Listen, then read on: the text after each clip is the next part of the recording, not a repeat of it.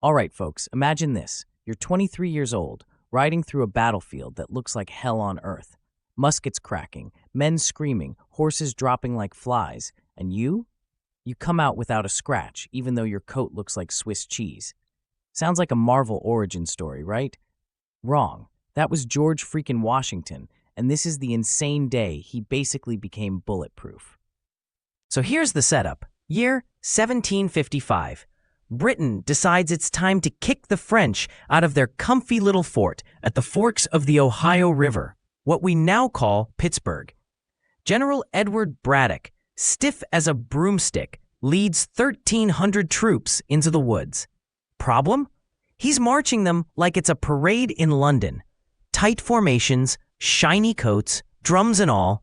Great if you're fighting in Europe. Not so great when you're about to get clobbered by French troops and native warriors who actually know how to fight in the woods. And then on July 9th, they cross the Monongahela River and walk straight into the meat grinder.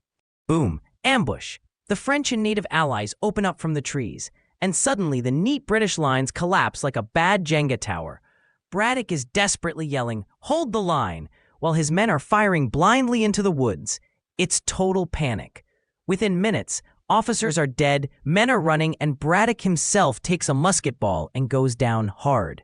The whole expedition is unraveling faster than a cheap sweater. So who's left to salvage this disaster? Enter one very tall, very young aide-de-camp named George Washington. Washington doesn't run. He doesn't hide.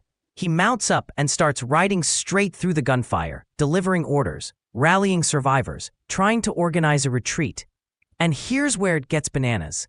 He later writes to his brother that 4 bullets tore through his coat. Not 1, not 2, 4. And if that's not wild enough, 2 of his horses are shot out from under him. Can you imagine?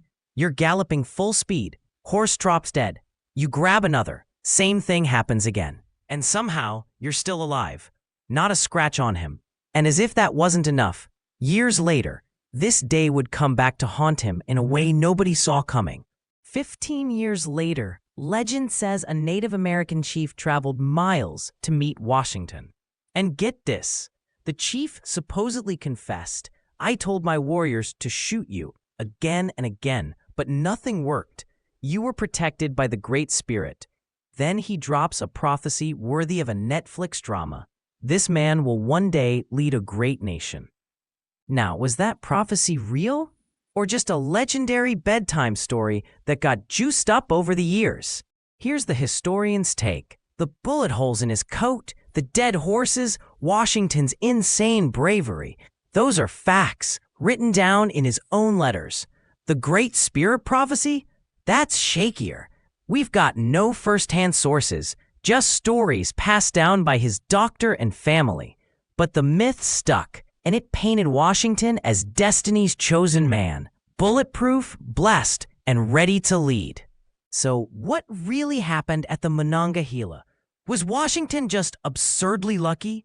Was it skill, providence, or some mix of all three? We may never know. But one thing's for sure.